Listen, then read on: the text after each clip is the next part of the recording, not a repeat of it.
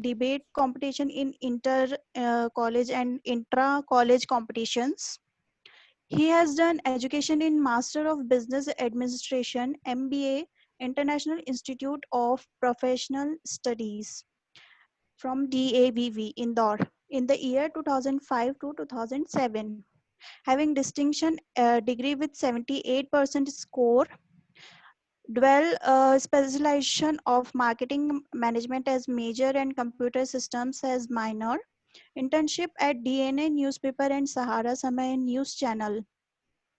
In 2007 to 2009, he worked as an executive sales in India, Express Bangalore, selling and promoting media buying among the clients, handling the real estate and fashion beat for the newspaper, achieving and overachieving the sales target.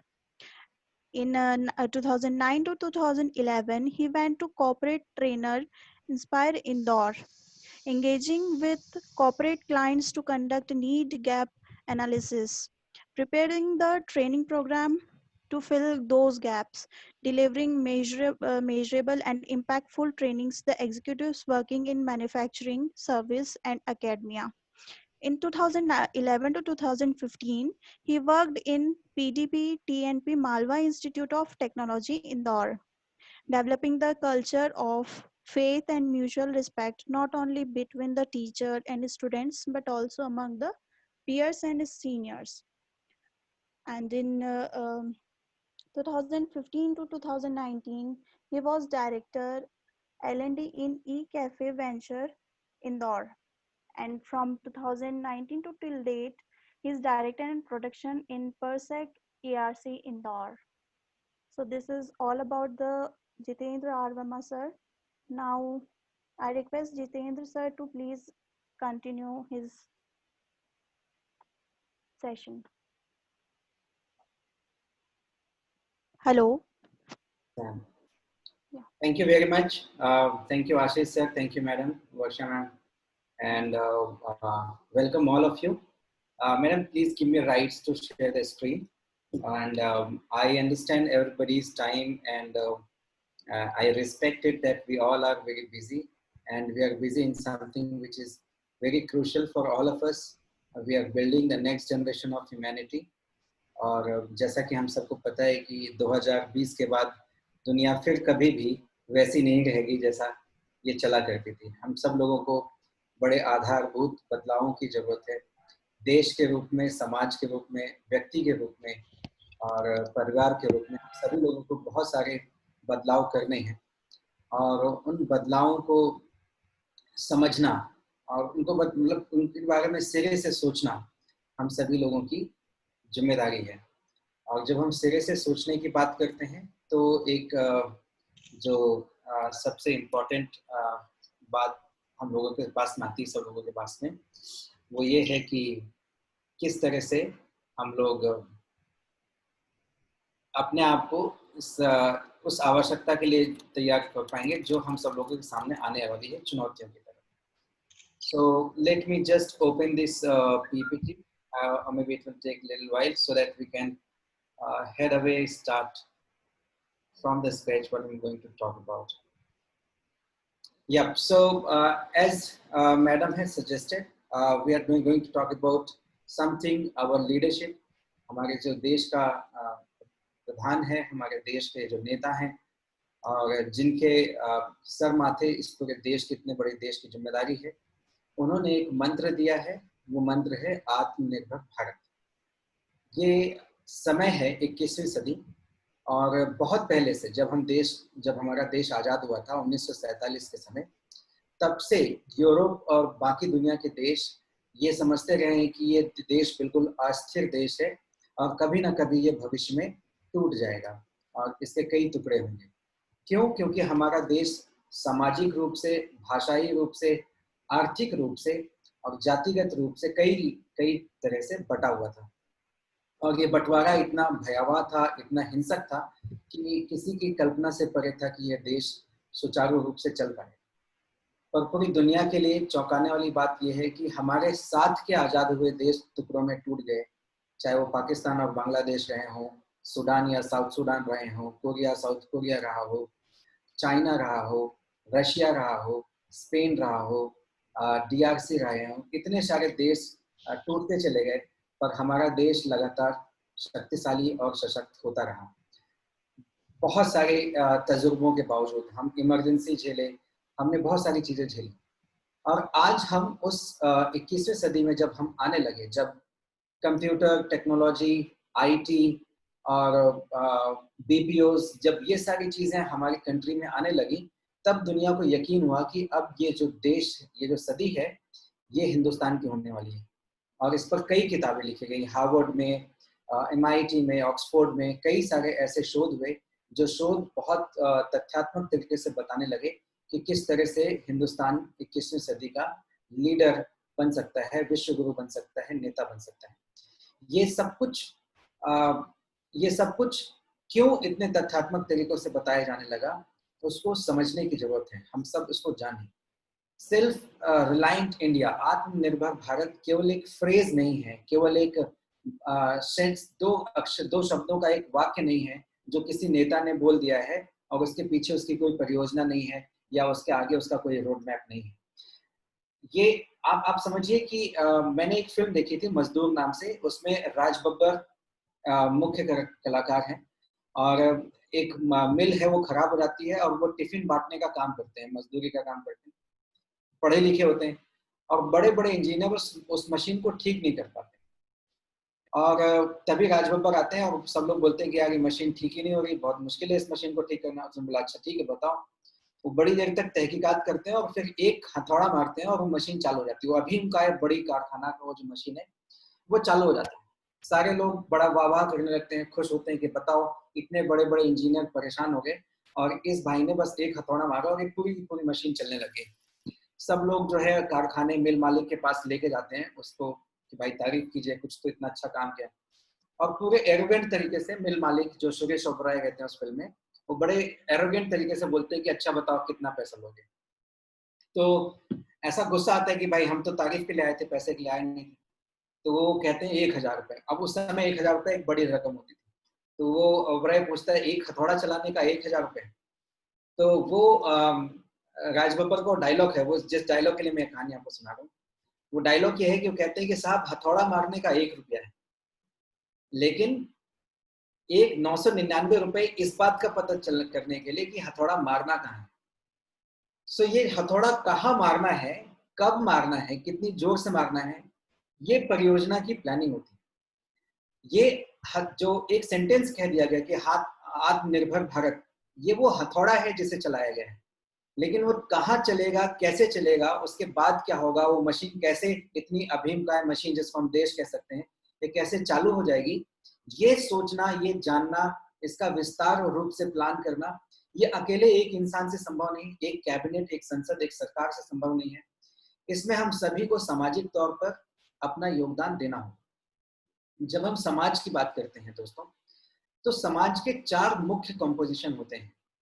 In fact humanity, मैं अभी थोड़ी देर पहले वेद पढ़ रहा था और I was just going through the holy scriptures of our country. उसमें ये बताया गया कि मनुष्य जो है और बाकी जानवरों में एक बेसिक डिफरेंस है। मनुष्य कर्म के लिए बना है और बाकी जानवर भोग के लिए बने हैं। सो यू अंडरस्टैंड, जब हम कर्म की बात करते हैं, हमारे समाज का निर्माण, हमारा ये सब कुछ, हम एक कर्म प्रधान पशु हैं या एक कर्म प्रधान जीव हैं। और जब हम कर्म प्रधान होते हैं तो हमारा समाज इस बात से हमको जानता है कि हम क्या काम करते हैं। और काम अगर को कैटेगराइज किया जाए, कर्म को कैटेगराइज किया जाए, तो अतीत काल से लेकर के आने वाले भविष्य तक, अनंत भविष्य तक सिर्फ 4 तरह के काम हो सकते हैं, कोई 5वां प्रोफेशन हो ही नहीं सकता। अब आप इसको धार्मिक रूप से देखें तो मैं हिंदी में बता देता हूं, लेकिन that will be a lot of conflict. So आप इसको कह दें कि ब्राह्मण, क्षत्रिय, वैश्य और शूद्र। But this will create a lot of conflict because our country is a caste-ridden country. हाँ, हमारे यहाँ पे छुआछूत, अस्पृश्यता, जातिवाद और बहुत सारी चीजें व्याप्त हैं हमारे समाज में। इसलिए अगर मैं इसको हिंदी में बोल देता हूँ इस बात को, तो ये थोड़ा सा कॉन्फ्लिक्ट और डिबेटेबल हो जाता है, बट अगर आप इसको प्रैक्टिकली कैलकुलेट करेंगे तो there is no profession other than the fourth profession that I have just discussed in front of you. अब आत्मनिर्भर भारत अगर 4 ही प्रोफेशन है तो 4 प्रोफेशन की उपयोगिता क्या होगी, आत्मनिर्भर बनने में इन चारों प्रोफेशन की उपयोगिता क्या होगी, ये सोचना आपका और हमारा काम है। आत्मनिर्भर का मतलब ये है कि हमारे किसी भी समाज के पास में अगर 3 चीजों की आत्मनिर्भरता आ जाए तो वो समाज 3 आत्मनिर्भर हो जाता है। पहला शिक्षा, दूसरा स्वास्थ्य और तीसरा आहार।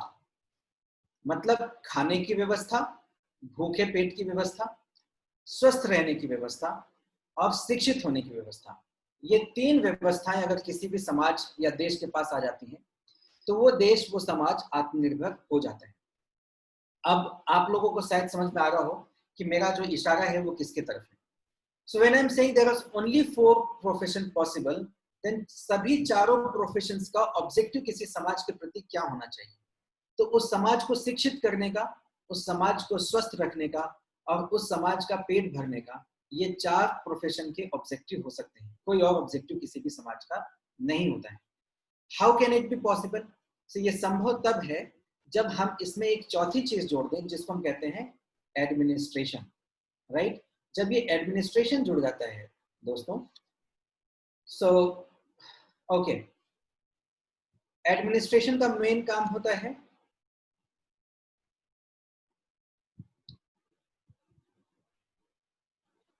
okay, so Ashish sir, you wanted to say something. I thought I should ask you rather than reading what you're saying.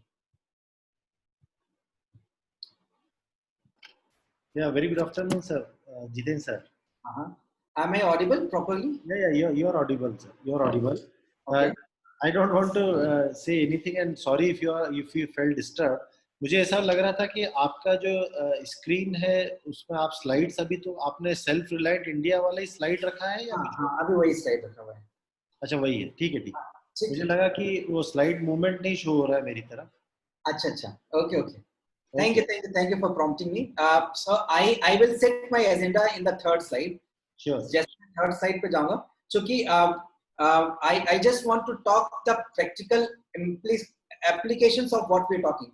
हमेशा से क्या हुआ है आशीष सर और आप सभी लोग सहमत होंगे, जितने साथी लोग सुन रहे सभी लोग सहमत होंगे, किसी भी टॉक शो का या ट्रेनिंग प्रोग्राम का एक पर्पस हमेशा ये रहता है कि बहुत सारे लोगों ने कुछ बोला और खत्म हो गया, उसके बाद फिर उसका आगे क्या होगा और उसका यूज केस क्या होगा, ये इस पर हम कभी बात नहीं करते। My objective, and Ashish sir, because you've been to multiple sessions with me, and you have given me this opportunity to talk with your colleagues and friends across most of the time, and you will agree with me कि हम लोगों की इस बातचीत का एक actionable transaction होना चाहिए। कि मतलब ऐसा नहीं हो कि हम कोई एक कथा की तरह वाच दें, हम सब उसको सुन लें और वाह वाह बहुत बढ़िया था या बहुत ही बेकार था, बर्बाद था, और एक प्रतिक्रिया देते हुए हम अपने वापस से दिनचर्या में लग जाएं। ऑब्जेक्टिव ये होना चाहिए कि हमने किसी से बात की है, किसी की बात को सुना है, समझा है, तो उसके बाद उसका एक ट्रांसफॉर्मेशन, एक एक्शन में वो कन्वर्ट होना चाहिए। और इसलिए मैं सेल्फ रिलायंस की, जब से प्रधानमंत्री जी ने इसके बारे में बात की है, जब से हमारे कैबिनेट गवर्नमेंट ने इसके बारे में बात की है, मैं तब से इस बारे में यही सोचता हूँ कि किस तरह से इसको ट्रांजैक्शनल लेवल पर समाज में लाया जा सके। क्योंकि कोई भी सत्ता, सरकार या कोई भी एडमिनिस्ट्रेशन दुनिया का, जब तक उसमें सामाजिक योगदान नहीं होगा वो कन्वर्ट नहीं हो सकता। हम सभी लोग शिक्षक हैं, और जब हम शिक्षक होते हैं तो हम लोगों का काम, जो मुख्य ऑब्जेक्टिव होता है, वो समाज को डायरेक्शन देने का काम होता है। हम सिर्फ स्टूडेंट्स को नहीं पढ़ाते हैं। सर, अगर मैंने आपको डिस्टर्ब किया हो तो sir please don't mind, otherwise. No, absolutely not. Kindly go ahead. You are most welcome. तो शिक्षक हम जब बनते हैं दोस्तों, तो हमारा जो मुख्य काम है वो है समाज को डायरेक्शन देना। So let me tell you what is the difference between rest three and educator. दुनिया में 2 तरह के प्रोफेशंस हैं। प्रोफेशंस को क्लासिफाई किया जाए तो क्रिएटर है एंड मैनेजर है। मतलब या तो हम निर्माण कर रहे होते हैं या निर्माण जो हो रहा होता है उसका प्रबंधन कर रहे होते हैं, और कोई काम नहीं भाई। या तो किसान खेती करेगा तो क्रिएट किया, या हम कोई बिल्डिंग बनाएंगे, या हम कोई यंत्र बनाएंगे, या हम कोई देश बनाएंगे, समाज बनाएंगे, या तो हम क्रिएट करेंगे, खाना बनाएंगे, राशन बनाएंगे, होटल बनाएंगे, राइट, और या तो हम उसको मैनेज करेंगे। होटल बन गया, कॉलेज बन गया, समाज बन गया, खेत से अनाज पैदा हो गया, तो अब हम उसको लोगों तक पहुंचाना कि भाई आप व्यवस्थित रूप से बना पाए अपने चूल्हे में, किचन में उसको खा पाए, और कोई तीसरा काम नहीं हो। So manager, merchant and service provider, ये तीनों प्रोफेशन जो है ये पूरा काम करते हैं मैनेजमेंट। फिर चाहे वो सेल्स हो, चाहे वो व्यवस्था का स्थापना हो, और चाहे उसको पकाना, खिलाना, पैकेज करना, थाली में निकालना, ये सारा काम। लेकिन एजुकेटर, किसान, डॉक्टर, ये जो लोग हैं, इंजीनियर, ये जो लोग हैं ये क्रिएट करते हैं, right. So educator has a greater role. अगर हम बनाएंगे ही नहीं तो मैनेजमेंट किस चीज का होगा? इसलिए हम लोगों का समाज में, हम जो आप बात कर रहे हैं, आप और हम जिस माध्यम से बात कर रहे हैं, इस माध्यम का जो सबसे बड़ा पर्पस है वो ये है कि हम सभी लोगों को ये समझना पड़ेगा कि अगर हम अच्छे से कुछ क्रिएट नहीं करेंगे तो उसका कोई आगे समाज में रेपरकशंस बनेंगे नहीं, रिपल्स बनेंगे ही। And that's where we become very important. Our prime minister, our government, our country cannot achieve self-reliance until unless we as a teacher are not becoming the forefront contributor of this vision, right? जब तक हम बिल्कुल अग्रिम रूप से इस vision को contribute नहीं करेंगे तब तक ये एक्चुअलाइज नहीं हो सकता।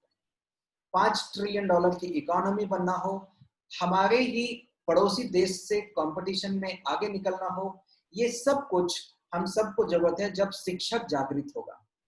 और ये कैसे संभव होगा? देखिए, क्यों भारत 21वीं सदी भारत की है ये समझिए। भारत, दुनिया भारत का हमेशा से रहा है। उसका एक कारण है, मानसरोवर से इंदु सरोवर, इंदु सरोवर मतलब हिंद महासागर, और मानसरोवर मतलब जो हिमालय है, हिमालय से हिंद महासागर तक के बीच की जो धरती है ये दुनिया की सबसे उपजाऊ धरती है। ये दुनिया में सबसे ज्यादा, मतलब 35,000 जड़ी बूटियां, वनस्पतियां जो इस भूभाग में पाई जाती हैं वो दुनिया में कहीं नहीं पाई जाती। उसका रीजन है, अगर आप थोड़ा सा ज्योग्राफी को पढ़ते या जानते होंगे तो आप जान पाएंगे कि यूरेशिया और यूरेशिया के बीच में गोंडवाना लैंड था जो अफ्रीका और ऑस्ट्रेलिया से टूटते हुए एशिया पर आकर टकराया, जिसके टकराने से हिमालय पर्वत बना। और ये जो लैंड है ये एशिया का लैंड है नहीं, ये जो भूमि है, ये भूमि का जो स्ट्रक्चर है वो ऑस्ट्रेलिया और साउथ अफ्रीका के की बनावट से ज्यादा मिलता है। इसकी भूमि के जो कंस्ट्रक्शन है, मिट्टी के जो कंस्ट्रक्शन है, ये बहुत ही फर्टाइल लैंड था। और जब ये एशिया से आकर के टकराया और उससे हिमालय पर्वत बना, इसलिए उसको नवीन वलित पर्वत कहते हैं। जब वो हिमालय पर्वत बना और फिर उत्तरी हवाएं रुकने लगी, ठंडी हवाएं रुकने लगी, जिससे उसमें बर्फ बना, और इस बर्फ से जो नदियां बनी, जो हम सप्त नदियां कहते हैं, चिनाब, झेलम, हाँ, सिंधु, सतलज, ये नदियां, और फिर कृष्णा, गोदावरी, गंगा, यमुना, ये जो नदियां बनी, और इन नदियों के माध्यम से जो हमारा बीच का पठार बना, विंध्या पर्वत बना, इसने हमारी कंट्री का स्ट्रक्चर ऐसा बना दिया कि ये दुनिया का सबसे उपजाऊ जमीन हो गई। और इसलिए हिमालय पर्वत के इस तरफ और हिमालय पर्वत के उस तरफ, दोनों ही तरफ सबसे ज्यादा जनसंख्या वाले देश पाए जाते हैं। इंडिया और चाइना दो सबसे ज्यादा जनसंख्या वाले देश हैं। एक हिमालय के इस साइड है, एक हिमालय के उस साइड है, क्योंकि हिमालय इन दोनों देशों के लिए बहुत सारी प्राकृतिक संपदाएं पैदा करने लगा। तो पूरे यूरोप से लेकर के, अफ्रीका से लेकर के, दूर दूर से लोग आकर के यहाँ बसने लगे, और सब लोगों को यहाँ आने के बाद में प्रचुर मात्रा में संसाधन मिला, बहुत सारा पैसा मिला, बहुत सारा खाने की संपत्ति मिली, घास मिला, जंगल मिला, फल फ्रूट मिले, जानवर मिले। तो ये लोग यहाँ से आने के बाद परमानेंटली यहीं रहने लगे। इसलिए हिंदुस्तान में या चाइना में हमेशा आक्रमण होते रहे, और हिंदुस्तान कहीं आक्रमण करने नहीं गया, जरूरत ही नहीं थी, क्योंकि सब कुछ हमारे पास था, तो हम बाहर क्यों जाएंगे आक्रमण करने। और यही कारण है कि यहाँ पर सबसे ज्यादा आबादी है, सबसे ज्यादा विविधता है। हम अलग अलग बनावट के लोग यहाँ पे रहते हैं, हर तरह के विचार के लोग यहाँ पे रहते हैं। और चूंकि हर तरह के विचार, धर्म, संप्रदाय, जाति, बनावट और जलवायु में रहने वाले लोग यहाँ पर एक साथ रहते हैं, इसलिए इनके बीच में सामंजस्य की आवश्यकता है। इसलिए भारत की राजनीति दुनिया की सबसे कुशल राजनीति है। इसलिए भारत का जो कैरेक्टर बना वो दुनिया के कैरेक्टर से अलग है। आप देखिए हर कंट्री का कैरेक्टर, जैसे हर इंसान का एक कैरेक्टर होता है वैसे हर कंट्री का एक कैरेक्टर होता है। जैसे जर्मनी का कैरेक्टर है ऑटोमोबाइल, राइट, मशीन है ऑटोमोबाइल। फ्रांस का कैरेक्टर है fashion, right, lifestyle, fashion. England का कैरेक्टर, यूके का कैरेक्टर है पॉलिटिक्स। अमेरिका का कैरेक्टर है उद्यमिता, एंटरप्रेन्योरशिप। चाइना का कैरेक्टर है मैन्युफैक्चरिंग। इंडिया का कैरेक्टर क्या है? इंडिया का कैरेक्टर है मीमांसा, फिलॉसफी, दर्शन। हम लोग दर्शन विचार के लोग हैं।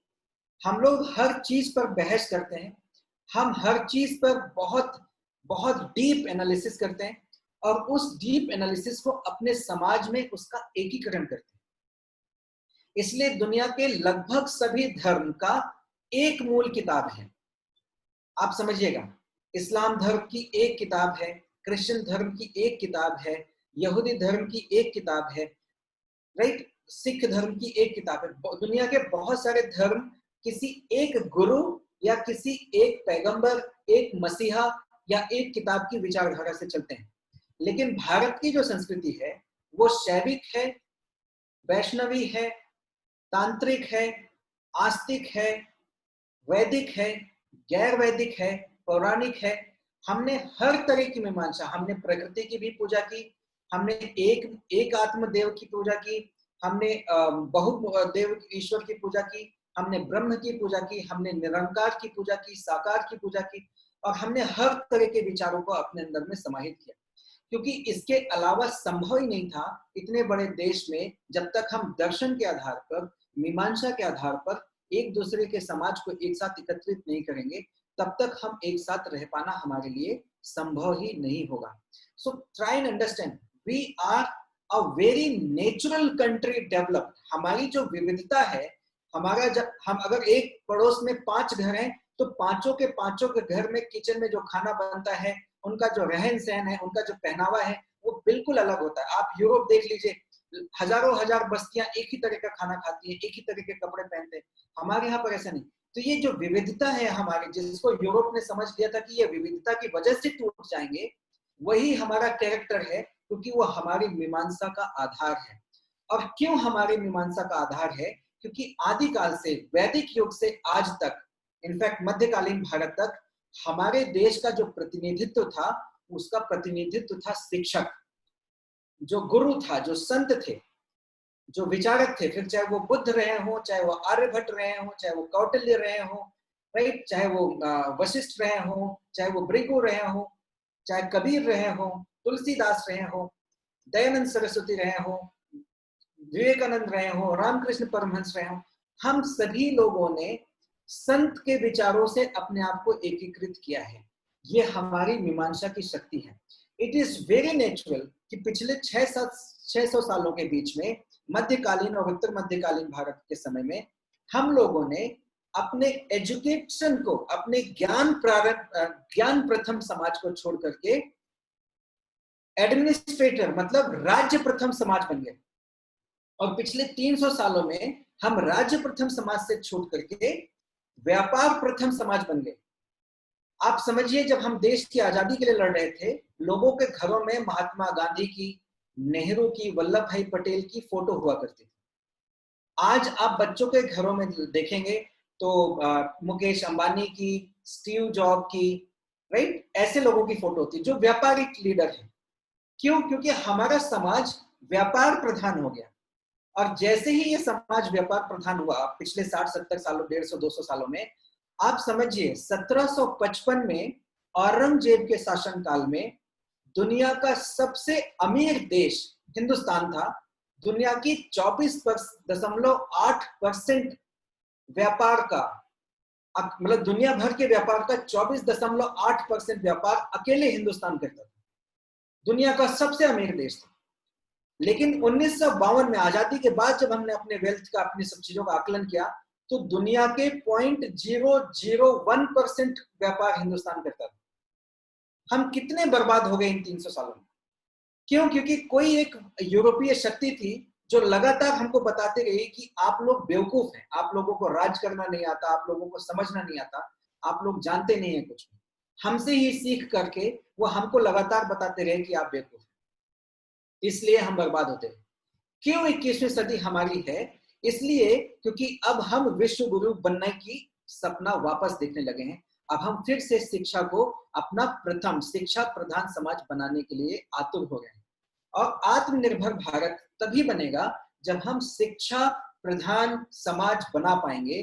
3 चीजों की व्यवस्था करनी होगी: आत्मनिर्भरता इन एजुकेशन शिक्षा, आत्मनिर्भरता इन हेल्थ दैट इज स्वास्थ्य, एंड आत्मनिर्भरता इन फूड दैट इज आहार। इन 3 चीजों की व्यवस्था के लिए शिक्षक को समाज का सशक्त जागृति मंत्र फूंकने का एक उद्देश्य लेना पड़ेगा, और उसी उद्देश्य को, इसी एक्शनेबल उद्देश्य को हम आज आगे के एक 20-25 मिनट में जानने समझने की कोशिश करेंगे। शिक्षक होना दायित्व है, शिक्षक होना प्रोफेशन नहीं है।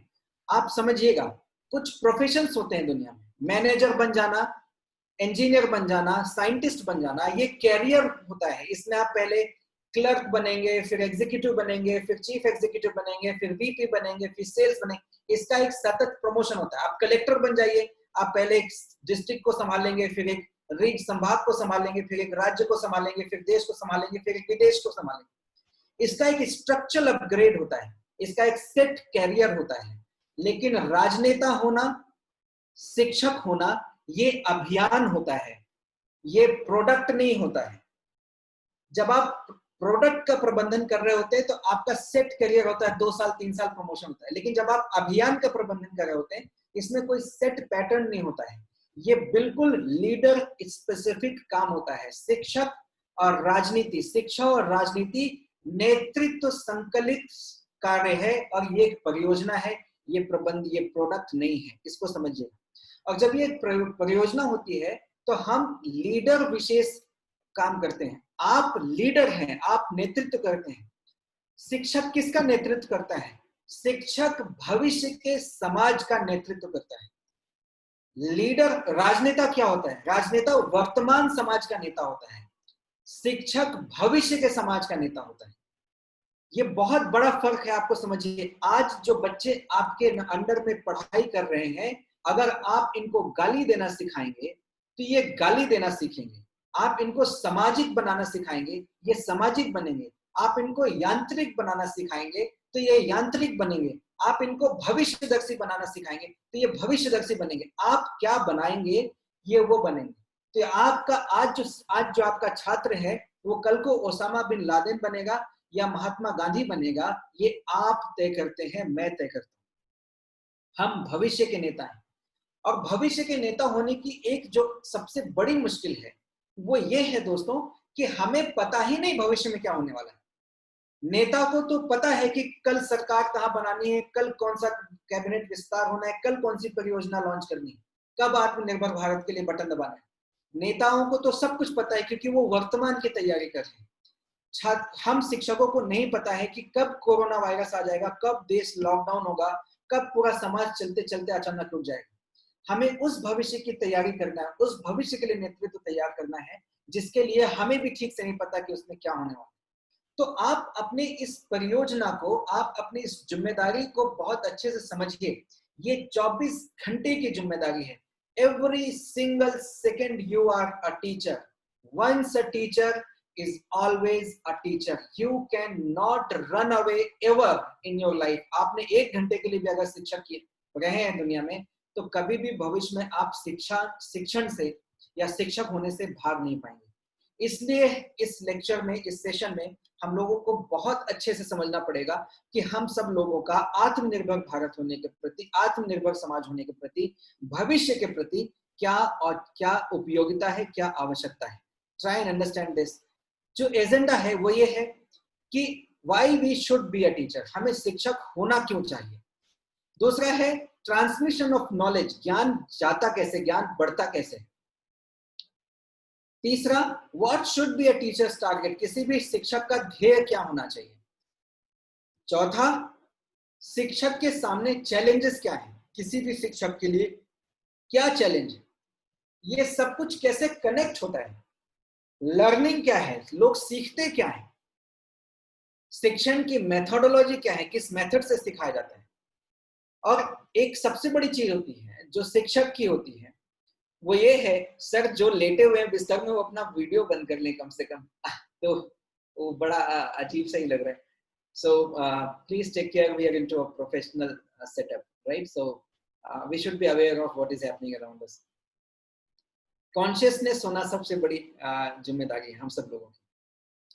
Okay, thank you very much for and it was not somebody too personal. Please don't get offended.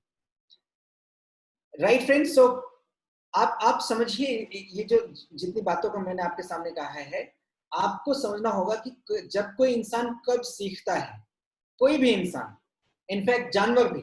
आप देखिए, जो लोग डॉग्स की ट्रेनिंग करते हैं, मैं थोड़ा गलत शब्दों का, कुत्ते की जब ट्रेनिंग होती है तो उसको 3 दिन तक भूखा रखा जाता है, उसके बाद उसको एक गड्ढे में डाला जाता है और सामने रोटी लटकाई जाती है ताकि उस रोटी को लपकने की लालसा में वो उस गड्ढे से बाहर निकलना सीख ले। हम 2 ही तरीके से सीखते हैं, या मजबूरी या शौक। कोई तीसरे तरीके से दुनिया का कोई भी जीव नहीं सीखता है। आप सीख ही नहीं सकते, कोई तीसरा तरीका आपके पास हो सीखने का तो आप मुझे बता दीजिए। या आप मजबूरी में सीखेंगे या आप शौक में सीखेंगे। शिक्षक की जिम्मेदारी है कि चाहे इंसान हमारे पास मजबूरी में सीखने आया हो या चाहे वो हमारे पास शौक में सीखने आया हो, हमें उसको सिखाना है शौक के रूप में, मजबूरी के रूप में नहीं सिखाना है। ये हमारा औचित्य होता है, तब हम एक सार्थक शिक्षक। तो कैसे हम एक सार्थक शिक्षक बन सकते हैं, उसके लिए हमें ये जानना पड़ेगा कि हम क्यों बनना चाहते हैं शिक्षक। it should never be our compulsive decision to become a teacher. हम मजबूरी में शिक्षक कभी ना बने, हमें हमेशा शौक में ही शिक्षक बनना है। और अगर मजबूरी में शिक्षक बने हैं तो शिक्षण को अपना शौक बना लें। क्यों? क्योंकि मजबूरी में इंसान दर्जी बनता है, शौक में इंसान फैशन डिजाइनर बनता है। मजदूरी में इंसान इलेक्ट्रीशियन बनता है, शौक में इंसान इलेक्ट्रिक इंजीनियर बनता है। मजबूरी और शौक में सीखता हर इंसान है। धरती माँ सुनिश्चित करती है कि उसके सारे बच्चे सीख के ही मरेंगे, बिना सीखे वो नहीं मरेंगे। लेकिन मजबूरी में सीखोगे कि शौक में सीखोगे, लठ मार के सीखे जाओगे कि हंस हंस के सीखोगे, ये आप तय करते हो, प्रकृति तय नहीं करती। प्रकृति 3 तरह की है, वात्सल्य, मातृत्व देने वाली जो माँ के रूप में पालेगी, ज्ञान देने वाली, और एक पालनहारनी। जो पालनहारनी होती है वो कान खींच के डंडा लेकर के आपको रोटी देती है, वो प्यार से नहीं देती। और प्रकृति तीनों तरीके से हमारे साथ पेश आती है पूरे जीवन में। तो सीखेंगे तो हम, हमारे पुरखे भी सीखेंगे, मजबूरी में सीखेंगे या शौक में सीखेंगे, ये फैसला हमारे ऊपर होता है। तो अगर हम शौक में शिक्षक बने हैं, स्वागत है। अगर हम मजबूरी में शिक्षक बने हैं तो अब शिक्षण हमारा शौक हो जाना चाहिए, because otherwise we are not doing justice to the future of the society we are developing at our end. So benefit of teaching, पहले समझिए क्यों, बेनिफिट क्या है शिक्षक बनने के, फायदे क्या है। सबसे पहली चीज, इज्जत मिलती है। मुझे नहीं लगता समाज का कोई और इंसान इतना इज्जत पाता है जितना शिक्षक पाता है, भले दिखावे की हो। बहुत लोग तो दिखावे की भी इज्जत नहीं मिलती। इनकम, पैसा अच्छा है, पहले नहीं था अच्छा, अब बहुत अच्छा पैसा है। और सिग्निफिकेंस, दोस्तों हम जिस दिन इस दुनिया से जाएंगे, हमको अपनी जिंदगी का एक फायदा रहेगा कि हमने कुछ समाज के लिए कंट्रीब्यूट किया। दूसरा, कन्विक्शन, जब तक हमें अपने छात्रों से मोहब्बत नहीं होगी, हम कुछ भी नहीं डालेंगे, उल्टे घड़े में पानी डालते रहेंगे, उसका कुछ नहीं होगा। Until unless we do not love our profession and our student, we are not making the kind of change we want to create. And then there are 2 kinds of teaching, the art of teaching and the science of teaching. What is art and science? What is the difference between art and science? इसको समझिए। विज्ञान और कला में फर्क क्या है? विज्ञान के अभ्यास को कला कहते हैं। The practice of science is an art. फिर से समझिए इसको। You need to understand this. हम सब लोग एक बात कहते हैं कि यार माँ के हाथ का खाना नहीं मिलता, सब कुछ मिल जाता है, माँ के हाथ का खाना नहीं मिलता। तो क्या माँ के पास स्पेशल तरीके से चूल्हा जलाना आता है या उसको स्पेशल तरह से कढ़ाई गर्म करना आता है? ऐसा कुछ नहीं। साइंस कहता है कि आग लगाइए, कढ़ाई रखिए, तेल चढ़ाइए, तेल गर्म होने के बाद में ये सामान डालिए, सब्जी पक जाएगी। ये विज्ञान है, बिल्कुल सही। लेकिन उसमें स्वाद कैसे आएगा, ये आर्ट है, ये कला है। सो मातृत्व जो है उसने अपनी नानी से सीखा है, अपनी माँ से सीखा है रोटी कैसे बनती है, और वो जो मातृत्व वंशानुगत तरीके से चला आता है वो उस खाने में घुलता है। That is art. Art has a maternal instinct, उसमें वात्सल्य होता है, कला में वात्सल्य होता है, और विज्ञान में पितृत्व होता है, राइट। पैट्रियार्की होती है, वो पुरुष सत्ता होती है विज्ञान, और विज्ञान के अभ्यास को ही कला कहते हैं। सो आपको टीचिंग जो मैं बता सकता हूं वो है विज्ञान, जो आप करेंगे वो है कला। So try and understand this very very basic things. We need to understand art of teaching is art, clarity and participation. आप कितना तल्लीन हो जाते हैं पढ़ाने में, आप कितनी क्लैरिटी से बात कर पाते हैं, और आपकी वो अदा क्या है जिससे लोग आपको मंत्रमुग्ध होकर के सुनने लगते हैं, ये आर्ट ऑफ टीचिंग है। साइंस ऑफ टीचिंग ये कहती है कि आप जो पढ़ाएंगे उसके मायने होंगे कि नहीं, उससे समाज में फेरबदल होगा कि नहीं, ये बच्चा आज शाम को जाकर के कुछ करेगा कि नहीं करेगा। That is called objective, outcome and impact. Let me tell you an example from my personal life. I am a very bad student naturally, and I was a very bad student. मैं एक मजदूर का बेटा हूं, और हम मजदूरों की बस्ती में रहते थे, गरीब मजदूरों की बस्ती में। लेकिन मेरे पिताजी का सपना था कि वो दुनिया के सबसे अच्छे स्कूल में मुझे पढ़ाना चाहता था। इस बात से मुझे नफरत थी। नफरत इसलिए थी क्योंकि जब मैं अपने स्कूल से घर आता था तो रास्ते में मेरी उम्र के बच्चे मुझे बेवकूफ कहते थे, मेरे पिताजी को बेवकूफ कहते थे। वो कहते थे कि तेरे बाप ने बहुत गलत सपना देखा है कि वो तुझे पढ़ा लेंगे। और मुझे ऐसा लगता था कि हाँ, वाकई में मेरे बाप ने बहुत गलत सपना देखा है कि वो मुझे पढ़ा लेगा, और वो अपना वक्त और पैसा जाया कर रहा है। और चूंकि मुझे मेरे ही सामने मेरे पिताजी का पैसा और वक्त जाया हुआ था दिख रहा था, इसलिए मुझे मेरे पिताजी मूर्ख नजर आते थे। और मुझे ऐसा लगता था कि एक मूर्ख इंसान मूर्खता कर रहा है कि मुझे इतने बड़े स्कूल पहुंचाता है। और जब उसने मुझे इतने बड़े स्कूल में भेजा तो मेरा एक ही लक्ष्य होता था कि मैं ऐसा क्या उद्दंडता इस स्कूल में करूं कि ये मुझे भगा दें और मैं वापस अपने दोस्तों के साथ खेलने लग जाऊं। And this is true, this is how I used to think when I was young. यही मेरा लक्ष्य होता था। 7वीं की बात है, क्लास 7th में एक गुरुजी, एक संत आए थे उस स्कूल में, केंद्रीय विद्यालय की मैं बात करूं। वो क्यों आए थे मुझे नहीं पता, उनको कौन लेके आया था मुझे नहीं पता। वो मंच में एक बात बोलने लग गए, और वो बात बोलते बोलते उन्होंने देखा पूरे 800-900 बच्चे थे, उन सभी बच्चों को देख रहे थे। देखते देखते न जाने, और मेरा एक लॉजिक हमेशा रहता है कि कुछ एक छोटा सा कुछ हंसने का सेंटेंस बोलो, आसपास के लोग हंसने लग जाएंगे, स्टेज में जो इंसान है वो बोर होगा, जल्दी अपनी बात खत्म कर देगा, चला जाएगा। ये एक स्टाइल होता है, हम लोग सब लोग हमेशा करते थे। अब इस जूम कॉल में आप लोग नहीं कर सकते, नहीं तो आप लोग भी कर सकते हैं। सो ये हमेशा हम करते थे। तो वो जो गुरु जी थे, वो जो भी वो इंसान थे, मुझे उनका नाम नहीं पता, वो इस बात को नोटिस कर रहे थे कि मेरे जैसा एक बेवकूफ इंसान कुछ हरकतें पटक रहा है।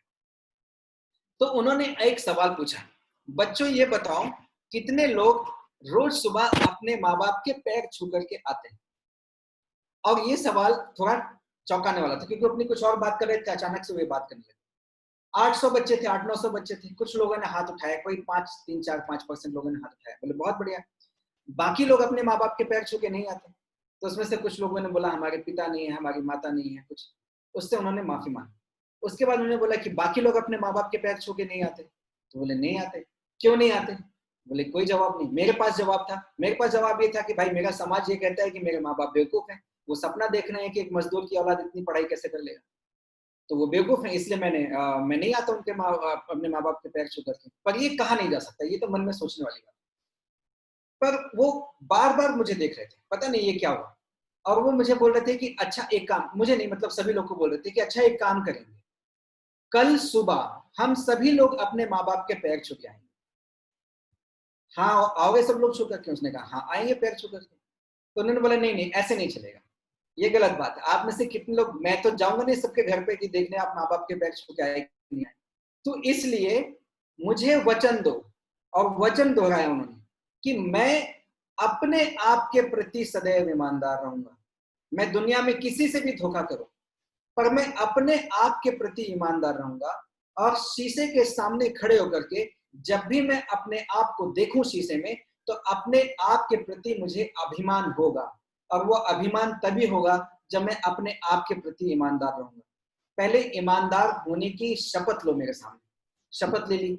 शपथ लेने के बाद वो कहते हैं कि अब आपकी जिम्मेदारी है कि कल अपने माँ बाप के पैर छू करके आओ। और अगर उस कल के दिन में आपको अपने जीवन में कुछ भी अच्छा महसूस ना हो, तो फिर जीवन भर अपने माँ बाप के पैर मत छूना। ये सेंटेंस उन्होंने कहा। अब वो गुरु थे, गेरुआ रंग पहने थे, चले गए। मुझे ये बात समझ में आ गई कि इंसान को अपने प्रति ईमानदार रहना चाहिए। और मैंने ये तय किया अपने मन में कि चलो भाई, इसकी बात माना, कल मैं अपने माँ बाप के पैर छू के आऊंगा। लेकिन यकीन मानिए दोस्त, माँ बाप के पैर छूने का संकल्प ले लेना भी बहुत बड़ा संकल्प है। आसान नहीं है कि आप रोज अपने माँ बाप के पैर छू लेंगे, वो भी तब खासतौर से अचानक से 7वीं में कैसे जो लेगा, कभी नहीं छूते। हर बार जितनी बार वो बात याद आई कि कल सुबह माँ बाप का पैर छू के आना है, अचानक से कुछ करते करते मैं रुक जाता हूँ। सुबह नींद भी खुली तो धक से ये सोच के कि माँ बाप के पैर छू के जाना है, कैसे संभव होगा। हंसेंगे, मजाक उड़ाएंगे, टाल देंगे, डांटेंगे, क्या होगा, वो रिएक्शन क्या होगा पता नहीं। यही सोचता रहा कि कैसे करेंगे, पर करके तो जाना है क्योंकि संकल्प किया। माँ जो है ऐसे मुंह पकड़ के कंघी कर रही थी। मुझे लगा ये सबसे अच्छा मौका है। जैसे उन्होंने मुंह छोड़ा, मैंने उनके पैर छू लिए और पैर छू के भागने लगा। बड़ा अच्छा लगा मम्मी को, उन्होंने रोका। मुझे डर लगा कि पता नहीं क्या करेंगे, और उन्होंने बिल्कुल वात्सल्य से मुझे गले लगा लिया। आप यकीन मानेंगे, जिस तरह से घी की डली कढ़ाई में पिघलती है, बिल्कुल वैसा ही महसूस हुआ था मुझे। मैं पिघल गया था उसमें, मैं बुरी तरह से पिघल गया था।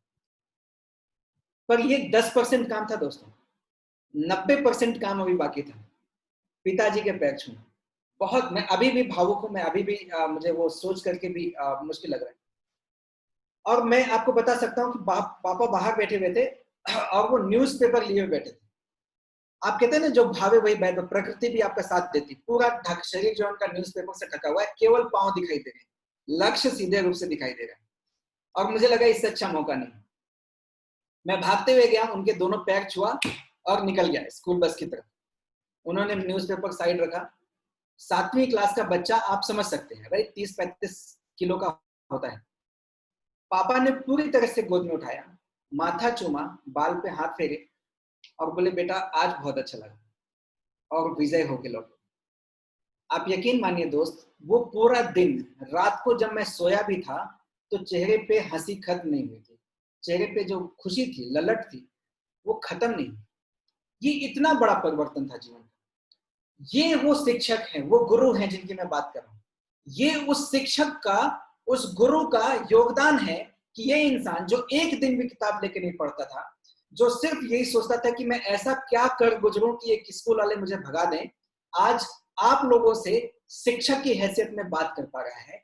ये वो गुरु है। उस गुरु ने इस भविष्य का निर्माण किया था जिसकी मैं बात कर रहा हूं आपके सामने। And it is not possible until unless you are not loving what you are doing. वो इंसान डांट सकता था मुझे क्योंकि मैं उसका मजाक उड़ा रहा था। डांटना सॉल्यूशन नहीं है। Punishment is important, insult is not. समाज में ये ध्यान रखिएगा, हमेशा पनिश कीजिए, दंड दीजिए, बेइज्जती मत कीजिए। छोटे बच्चे की भी बेइज्जती मत कीजिए। बदला लेना बच्चों को आपसे और मुझसे अच्छा आता है। जिस दिन आप अपने बच्चे की बेइज्जती करेंगे, वो बाथरूम में आपका टूथब्रश उठाएगा और टॉयलेट साफ करके वापस वहीं पे रख देगा। आप आजीवन नहीं पता कर पाएंगे कि आपकी टूथब्रश के साथ क्या हुआ। इसलिए बच्चों को पनिश मत कीजिए, उनको पनिश कीजिए, उनको लज्जित मत कीजिए। ये बात हमेशा याद रखिएगा। शिक्षक होने का सबसे पहला धर्म है। शिक्षण के जो चैलेंजेस हैं, सबसे पहले बच्चों को तैयार करना, सैनिटाइज करना, उनके ब्रेन को रेडी करना कि वो सीखना चाहते हैं। दूसरा, उनके बीच में संपर्क लेकर के आना, कहानियों के माध्यम से, एम्पैथी के माध्यम से। तीसरा है नॉलेज को ट्रांसफर करना। इसके बाद नॉलेज ट्रांसफर होती है, और इसके बाद अपने आप को सब्जेक्ट नॉलेज से इंटैक्ट रखना। इट इज इम्पॉसिबल कि आप नहीं पढ़ेंगे तो आप रोज पढ़ा लेंगे, ऐसा कभी नहीं होगा। सतत हर दिन हर घंटे आपकी पढ़ाई होनी चाहिए। मैं जब पोहा भी खाता हूँ तो जिस अखबार में पोहा खाता हूँ वो पूरा अखबार पढ़ लेता हूँ। एंड आप यकीन मानिएगा, भगत सिंह से मेरी पहचान पोहा खाते वक्त हुई थी। वो कागज मेरे पास आज भी रखा हुआ है जिसमें मैं पोहा खा रहा था और शहीद आजम के बारे में मैं पढ़ते जा रहा था पोहा खाते हुए, और आज उनके बारे में बहुत सारी किताबें मेरे पास हैं। तो यकीन मानिए वो 23 साल का नौजवान जितनी गजब जानकारी रखता था, जो किताबें उसने अपनी लिस्ट में जब फांसी चढ़ने से पहले जिसने लिस्ट डाउन की थी, जेल नोटबुक है किताब भगत सिंह की, मेरे पास है, मैं दिखाऊंगा वो किताब। अगर आप एक पढ़ेंगे, अगर एक एक रोंगटे को आप धन्यवाद नहीं कहें तुम कहिएगा कि मैंने कोई गलत किताब कही। आप पढ़िएगा उस 23 साल के नौजवान को, क्या गजब विचार थे उसके। उससे मुलाकात मेरी इसी तरह हुई कि मैंने उसको एक अखबार में पढ़ा जिसमें मुझे पोहा खाने को मिला। दोस्तों, tools of effective teacher: body, language, judiciary and technology. ये 4 तरीके हैं दोस्त। आपका शरीर शिक्षक है। जब तक झूम के नहीं पढ़ाएंगे तब तक कोई नहीं पढ़ने आएगा। भाषा, जब तक संयम भाषा का उपयोग नहीं करेंगे कोई आपको नहीं सुनेगा। जस्टिस, जब तक आप न्याय संगत नहीं होंगे अपने छात्रों के प्रति, छात्र कभी आपसे नहीं जुड़ेगा। और जब तक आप टेक्नोलॉजी का उपयोग करना नहीं सीखेंगे तब तक कोई भी कम उम्र का इंसान आपको अपने बराबर नहीं मानेगा। ये तयशुदा बात होती है। आपके बच्चों के जितनी टेक्नोलॉजी के पर अगर आप अपडेटेड नहीं है तो आप शिक्षक अच्छे नहीं हो सकते। प्लीज मेरी बात मानिएगा, मैं थोड़े कठोर शब्द कह रहा हूँ, पर मेरी आदत है, शिक्षक का काम है कि कठोर बातें कहे। मैं भी शिक्षक हूँ, आप भी शिक्षक हैं, हम दोनों एक दूसरे से इस भाषा में बात कर सकते हैं।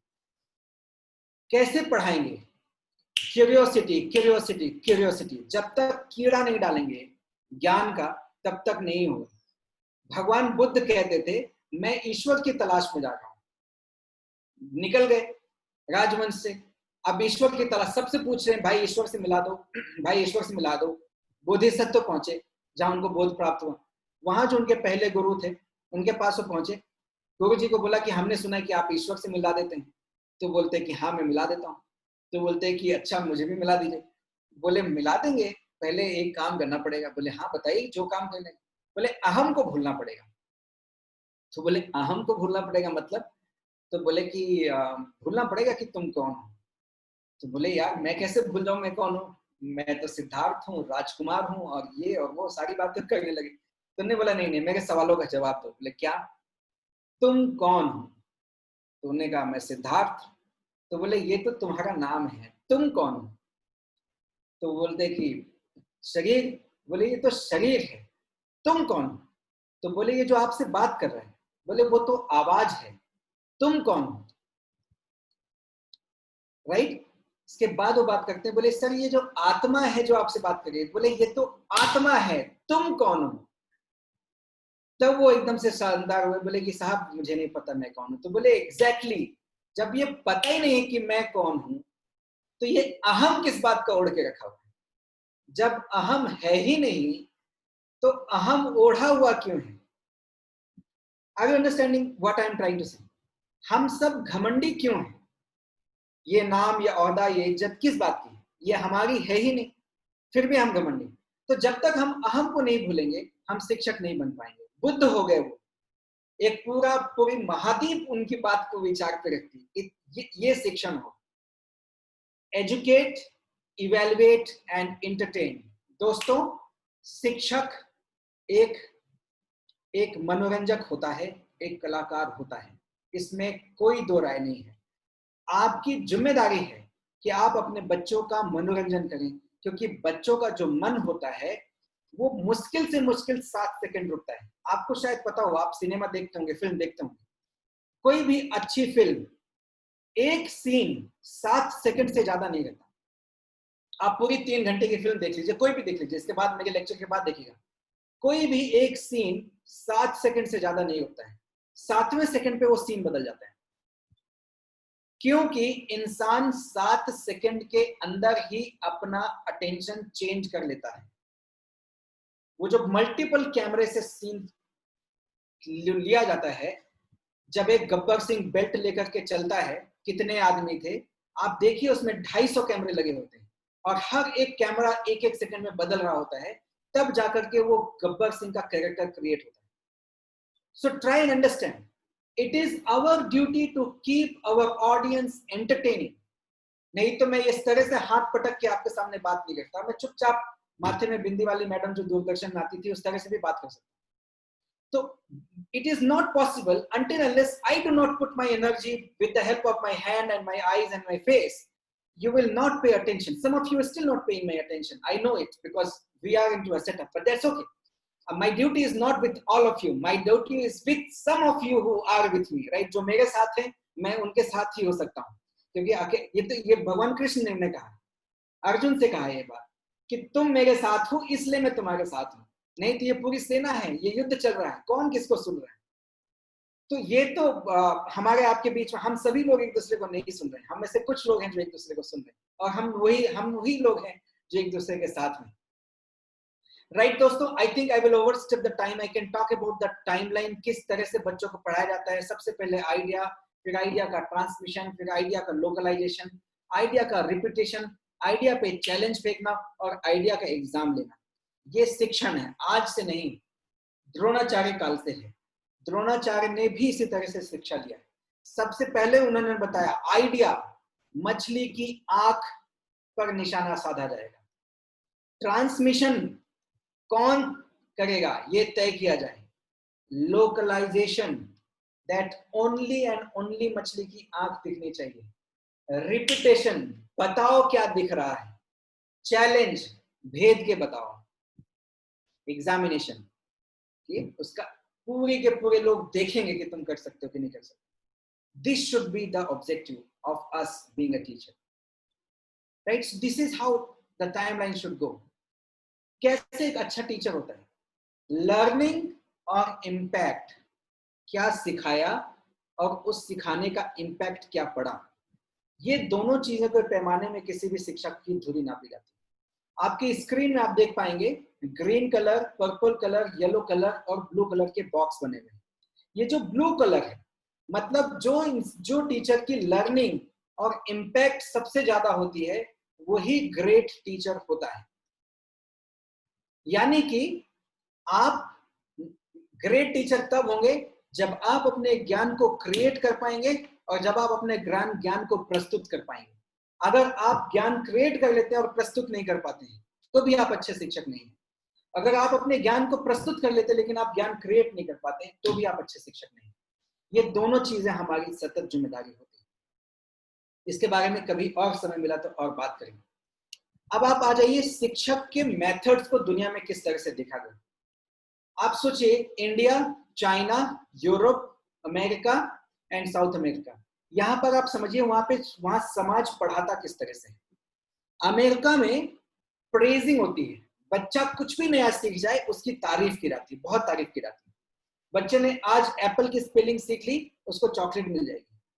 बच्चे ने आज इलेक्ट्रोमैग्नेटिक इंडक्शन सीख लिया, उसको प्रेजेंटेशन के लिए किसी गवर्नर या प्रेसिडेंट के सामने प्रेजेंटेशन का मौका मिल जाएगा. राइट. प्रेजिंग वहां की तरीका है. चाइनीज मेथड है पनिशमेंट. पनिशमेंट है, बच्चा बिल्कुल 100 नंबर लाना था, 98 नंबर लेकर के आए, जाओ धूप में एक पाव पे खड़े हो जाओ. सामुराई पद्धति थी, जगह से भी गलती करोगे पनिशमेंट मिलेगी. So punishment was the attribute of the teaching of the China. Europe में एम्पैथी है. अच्छा तुम नहीं सीख पा रहे हो तो मैं भी नहीं सीख पा रहा हूँ, चलो साथ में मिलकर सीखते हैं. ये एम्पैथी है वहां पे मेथड. साउथ अमेरिका में एग्जामिनेशन मेथड से सिखाया जाता है. अच्छा इतना सीख लिए, एग्जाम हो गया, पास हो गया. अच्छा इतना सीख लिए, एग्जाम हो गया, पास हो गया. हम लोग जो सिखाते हैं हम एबोरेंस से सिखाते हैं. एबोरेंस का मतलब होता है बेइज्जती करके सिखाना. तो उससे नहीं आएगा, गधा है, बेवकूफ है, तेरे से हो ही नहीं सकता, तेरी औकात के बाहर है. हम इस पद्धति से सिखाते हैं. दोस्तों अब जब हमारी दुनिया, जब तक ये हम एक थे ना, आपको याद होगा हमारे माँ बाप जब हमको स्कूल भेजे थे तो उन्होंने हमारे टीचर से कहा था कि साहब जितना मारना मार लो लेकिन सिखा दो उसको. बोला था कि नहीं? आप अपने बच्चे को स्कूल भेज दें, अगर आपका बच्चा बोल दे कि आज टीचर ने मारा है, आप कॉलर पकड़ लेंगे उस टीचर की जाकर. So this is the difference in our society. हम जब बचपन में खेलते थे, जब हम बचपन में खेलते थे पूरे घर में, शाम को 8 बजे 9 बजे जब खाना खाने का समय होता था, तब माँ ढूंढती थी बच्चा कहाँ है, ढूंढ के लाओ, किससे पता चला कि वो किसी यहाँ पे खा के वहीं सो गया है, उठा के गोद में लेके आ गए। आज बच्चा 1 मिनट के लिए आंखों से ओझल हो जाए, जान हलक पे आ जाती है। This is the social security loss of our society. हमारी सामाजिक सुरक्षा का हनन इस तरह से हो चुका है। क्यों? क्योंकि पहले समाज में बाजार होता था, अब बाजार में समाज हो गया। पहले हमारा बर्थडे शादी ब्याह हमारे घर पे होता था, अब हम किसी ट्रेजर आइलैंड मॉल में जाकर के बर्थडे मनाते हैं।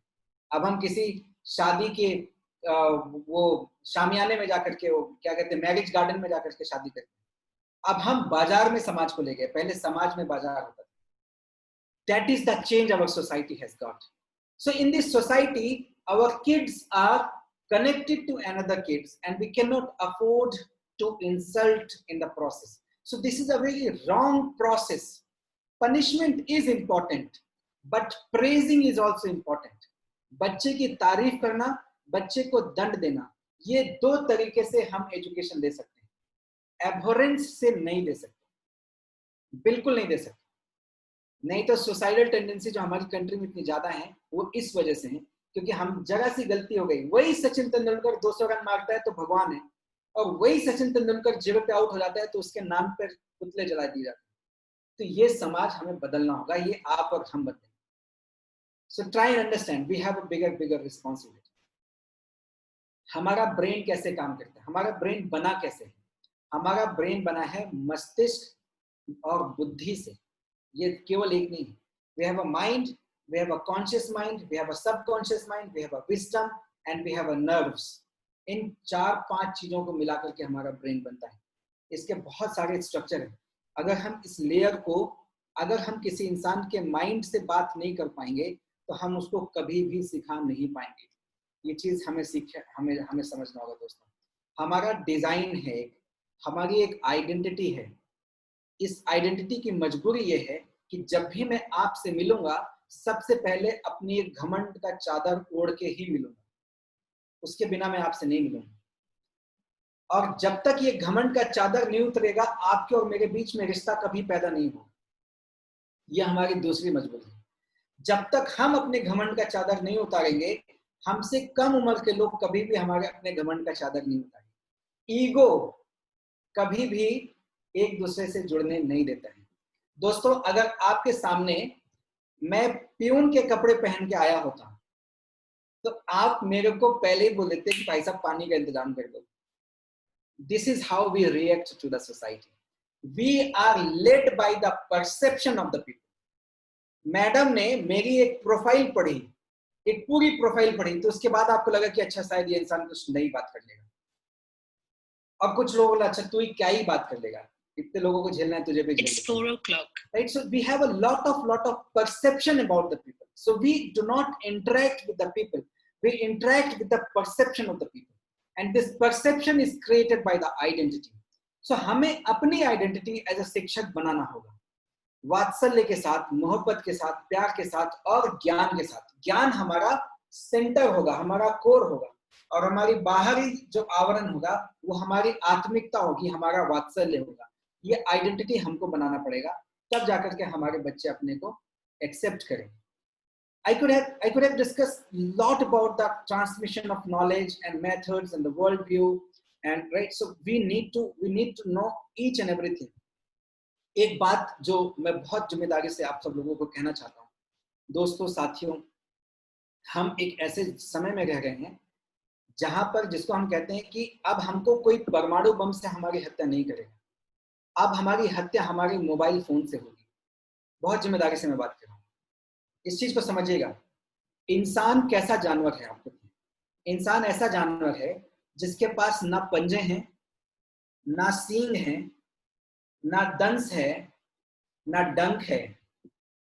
कोई भी हथियार प्राकृतिक रूप से हमको नहीं मिला, और हम सबसे डरपोक और डरावने जानवर हैं, इसलिए हमारा विकास हुआ है। एक शेर जब एक जानवर को मार डालता था उसके बाद फिर एक दूसरा भेड़िया जब उसको खाता था, उसके बाद जब उसको गिद्ध नोच ले जाते थे, उसके बाद जब उसकी हड्डी बचती थी, उस हड्डी को पत्थर से तोड़ के उसके अंदर का मज्जा खाने के लिए हम 4 पैरों से 2 पैरों में चलना शुरू किए। और जब हम 2 पैरों से चलने लगे तब हम सीधे चलना शुरू हुए, और इससे हमारा विकास हुआ। और इसलिए जब हमारा कर्वेचर छोटा हो गया तो हम जो 18 महीने में बच्चा पैदा करते थे वो 9 महीने में बच्चा पैदा होने लगा। बाकी जानवरों का बच्चा पैदा होते ही खड़ा होकर भागने लगता है, इंसान का बच्चा पूरा 1 साल लेता है, क्योंकि वो एक्स्ट्रा 9 महीने जो उसको पेट में रहना था वो आपकी गोद में आ जाता है। और जैसे ही बच्चा गोद में आ जाता है ममता जन्म लेती है। और चूंकि हमने संयंत्र बनाने के लिए हाथ और गोद में रखने के लिए बच्चे को रखना सीखा, तब हमने मोहब्बत और निर्माण दोनों सीखने शुरू किए, और इसलिए हम मानवता की तरफ बढ़े। बाकी जानवर पीछे रह गए और हम आगे आ गए। इस चीज को समझिए, ये जो वात्सल्य हमने सीखा है, ये जो मोहब्बत हमने सीखी है, ये हमने एक दिन में नहीं सीखी है। इसका एक सतत निर्माण हुआ है, बहुत पूरी तरीके से हुआ है, और बहुत ही स्थगित तरीके से हुआ है।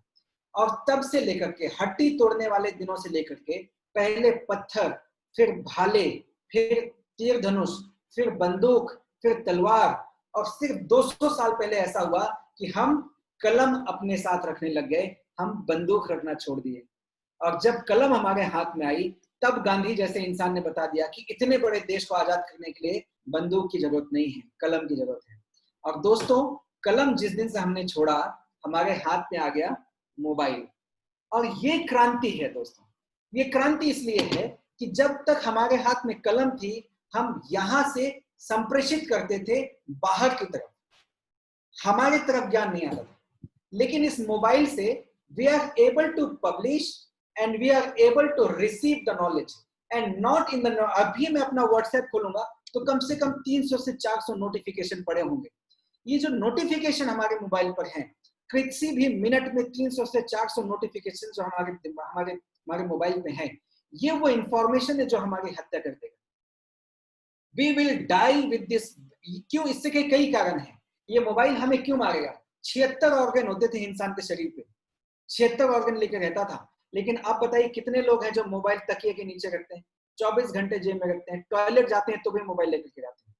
यानी कि अब आपको अगर वेटिंग मशीन में चढ़ना हो तो मोबाइल लेके चढ़ना, क्योंकि अब आपके शरीर का वजन विद के मोबाइल है। अब आपके शरीर में 76 ऑर्गन नहीं है, 77 ऑर्गन है। और ये जो 77वां ऑर्गन है ये आपका नहीं है, ये बाजार का है। ये कुछ ऐसी बात है कि बाजार ने अपना प्लग आपको बेच दिया है। पहले हम इससे सिर्फ फोन लगाते थे, अब हम इससे सामान खरीदते हैं, अब हम इससे में टीवी देखते हैं, मोबाइल, सब दुनिया भर का काम करते हैं। और अब ये मोबाइल हमको बताता है कि हमें अगला क्या खरीदना है। यानी कि बाजार में बैठे हुए कुछ सेल्समैन ये तय करते हैं कि आप टॉयलेट में भी बैठ करके हमारा सामान खरीदेंगे कि नहीं खरीदेंगे। सो this is the penetration of the market in your home. जहां पर आपका पति पत्नी भी एक साथ नहीं रहते हैं, वहां पर भी बाजार आपको एक्सेस कर लेता है। And that is why I am saying it will kill you. क्योंकि जब से ये आया है हमने किताबें पढ़ना छोड़ दी हैं, जब से ये आया है हम व्यायाम करना छोड़ दिए हैं। विनोबा भावे कहते थे 1 घंटा देह को और 1 घंटा देश को। कौन देता है 1 घंटा देह को? कौन देता है 1 घंटा देश को? कोई नहीं दे रहा है। इसलिए समाज का भी पतन हो रहा है और शरीर का भी पतन हो रहा है। हमारी शरीर, बाबा रामदेव को, हरिओम पवार आपके उज्जैन के हैं, वो कहते हैं बाबा तुम उन लोगों का इलाज करते हो जो खा खा के मरने वाले हैं, मुझे उन लोगों का इलाज चाहिए जो भूखे मर रहे हैं। ये देश की दुर्गति है कि शहर मधुमेह की तरह फैलता जा रहा है और गांव भूखमरी की तरह बर्बाद होते जा रहे हैं। ये चीज आप समझिएगा। उसका कारण है ये मोबाइल और कोई नहीं है। गांव के गांव तबाह हो रहे हैं। इस लॉकडाउन में 10 करोड़ लोग सड़क पे थे और आप और हमारी इतनी हिम्मत नहीं हुई कि 2 वक्त की रोटी के लिए सड़क पहुंच जाने को देने के लिए। This is the disbanding of the society that has happened. इस मोबाइल को जब तक गुलाम बना के रखोगे स्वस्थ और सुखी रहोगे। जब इस मोबाइल के आप गुलाम हो जाओगे उस दिन से आपका पतन शुरू हो जाएगा। And this is happening because of this. So need to decipher knowledge from the information. पहले इंफॉर्मेशन नहीं थी, नॉलेज ढूंढना पड़ता था। अब इंफॉर्मेशन से खंगाल के नॉलेज लेकर क्या है, उसके लिए हमको बहुत बहुत टेक्निकली एक्सपर्ट होना पड़ेगा, बहुत सारी चीजें हमको सीखनी पड़ेंगी.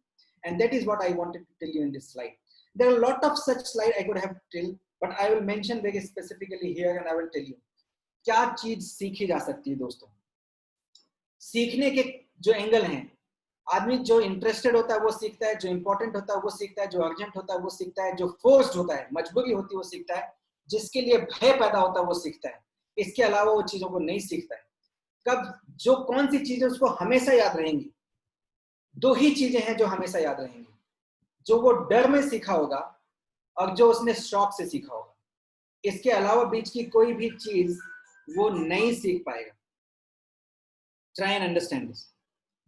And this will not happen simply because आपका जहां पर कलेक्टिव विजडम, आपका जो ब्रेन है, वो जब आपका माइंड उस पर अप्लाई नहीं होगा तब तक आप उसको नहीं सीख पाएंगे. तो या आप अपने बच्चे को पनिश करके सिखाइए, या आप अपने बच्चे को इंटरेस्ट से, वात्सल्य से सिखाइए. तीसरे किसी तरीके से उसको सिखाने की जरूरत नहीं है. ये मेरा कंट्रीब्यूशन है दोस्तों, आत्मनिर्भर भारत के भविष्य निर्माण के लिए आपका और मेरा एक बहुत बहुत बड़ा उपयोग है. हम सब इस उपयोग के लिए तैयार रहें. स्पेनिश में एक कहावत है, राइट, स्पेनिश भाषा में एक कहावत है, एगोमो एल्मो कैमिनो कैमिनांडो. इसका मतलब है let's make the path by walking. चल चल के पगडंडियां बनाइए, अपने सड़क अपने रास्ते खुद बनाइए. किसी के बने बनाए रास्ते पर हम नहीं जाएंगे. और यही हमारा, हम सब शिक्षक लोगों की हैसियत है कि हम अपने बच्चों के लिए रास्तों का निर्माण करेंगे. आप मुझे सुन रहे थे, मुझे लगता है कि मैंने कुछ अच्छा किया है, कुछ बुरा किया है, मिक्स किया है, पर आप लोगों ने सुना, इसके लिए बहुत बहुत धन्यवाद. Thank you very much. Thank you so much sir. Thank you. कोई भी पार्टिसिपेंट्स अगर सर से क्वेश्चन करना चाहे तो कर सकते हैं.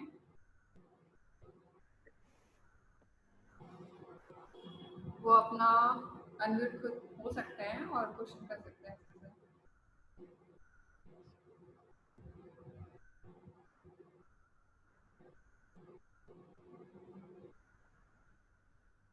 किसी की कोई भी क्वेरी हो तो अपना अनम्यूट करके सर से क्वेश्चन कर सकते हैं.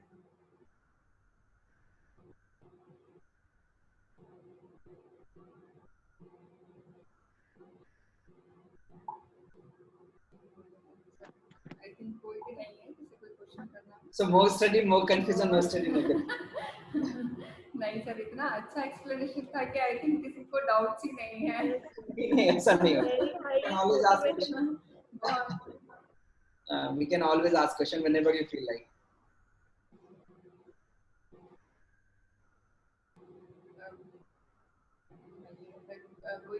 Sir, thank you so much for your valuable time, sir. Thank you, ma'am. Thank you very much. And you really explained everything in very energetic way and very highly motivated speeches. Thank you. Everyone,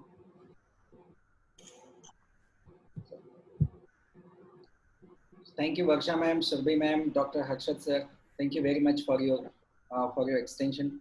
And I am blessed to be a teacher, and talking to a teacher is a further blessing to me. और कृष्ण और अर्जुन हो जाए हम सभी लोग, इससे अच्छा दुनिया में क्या है. So thank you very much. Sir, Jiten sir, it was really a very nice presentation and much higher to our expectations. We have, as I can see, your comments are also coming. I would be very happy कि जो हमारे साथ जो faculty और जो valuable participants available हैं, अगर वो लोग वो भी सब अगर कुछ अपने क्वेश्चंस पूछते हैं तो ज़्यादा लाइवली रहता है ये सेशन. अगर आपके भी अपने कोई कुछ डाउट्स हैं, because you are all teachers, most of you are all teachers, and even जो रिसर्चर्स हैं इस ग्रुप में वो भी अभी टीचर्स बनेंगे. तो आप सब लोग भी अगर अपने कुछ क्वेश्चंस अगर आप रखिए, because luckily Dr. Jiten sir is available to all of you and he can certainly help you to gain more confidence in yourself. तो एक चीज जो सर जितेन सर मैं हमेशा देखता हूँ और यहाँ जो पार्टिसिपेंट्स हैं उनसे भी बोलना चाहता हूँ कि वो लोग बहुत खुश होते हैं अपना वीडियो हाइड करके. अच्छा. वो समझ नहीं आता है बात कि ऐसा क्यों होता है ये। उसका कारण है सर, एक्चुअली हम लोग घर पे रहते हैं और घर का जो माहौल है, अभी हम उस व्यस्त नहीं हुए वर्क फ्रॉम होम को लेकर के, और कई सारी चीजें घर पे चलती रहती है। घर और ऑफिस में बहुत ज्यादा फर्क नहीं है, ऑफिस एक ध्येय के लिए काम करता है, घर बहुत सारे ध्येय के लिए काम करता है। तो मतलब वी कैन ऑलवेज, दो वी इट इज अप्रिशिएटिंग कि लोग वीडियो पे हैं, बट हम बाध्य भी नहीं कर सकते क्योंकि सबकी अपनी अपनी व्यक्तिगत समस्याएं हैं और प्राथमिकताएं हैं। तो I totally agree and appreciate that. I am saying कि हर किसी के साथ ऐसा नहीं हो सकता है। जैसे आपके अगर घर की आवाजें आ रही हैं तो ठीक है, उसके लिए अपन ने म्यूट किया हुआ है सबको, वो तो म्यूट किया हुआ है ना, तो वो ऐसा है कि उनकी उनके आवाज बैकग्राउंड तो हमें सुनाई नहीं दे रहा है और कंफर्टेबली वो इधर उधर मूवमेंट करेंगे। कम से कम क्या होता है कि आपके जैसे जो मोटिवेटर्स हैं और जो उनके साथ कम्युनिकेट कर रहे हैं, तो जो हमारे कुछ और भी जो अभी कीनोट स्पीकर्स हैं, उन्होंने कहा कि भाई हमें ऑडियंस दिखना चाहिए। एज ऑफ नाउ लाइक आप देख रहे हैं कि हमारी टीम के अपन 4 मेंबर्स हैं और मैं रोहित योगी जी और ममता कुमारी जी को देख पा रहा हूँ यहाँ पे। तो जब वो लोग भी हैं तो कोई ना कोई एटलीस्ट जब क्वेश्चन आंसर सेशन है उस समय पर अपने वीडियोस ऑन करके और बिना किसी हेजिटेशन के वो लोग चाहें तो कुछ क्वेश्चंस भी पूछें तो अच्छा रहेगा, उन्हीं के लिए अच्छा रहेगा। हमें तो डिलीवर करना है, हम डिलीवर कर भी रहे हैं और अच्छा डिलीवर करेंगे, तो उस समय कोई प्रॉब्लम नहीं है। सो आई बिलीव दैट बहुत अच्छा सेशन सर जितेंद्र सर आपका रहा था and it's really outstanding and we very much appreciate your energy level and the way you guide and teach to all of them, and all the participants and valuable participants are definitely benefited with that sir. Thank you very much sir, thank you. Yes, sir. So, अगर किसी का कोई questions हैं तो वो लोग खुद unmute कर सकते हैं अपने आप को और पूछ सकते हैं, और it's last call and last chance for you, और अगर नहीं है तो then we can conclude this session. या please if you have any question, all of you. Shweta madam, जी सर। All fine? या Varsha madam, so I think Jiten sir, once again thank you so much I think sir Rohit sir कुछ बोलना चाह रहे थे, शायद बीच में रुक गए। सो रोहित सर। रोहित योगी। हाँ रोहित योगी सर, आई डोंट नो, मैं या हो सकता है कि मैं रोहित आपको कुछ पूछना है?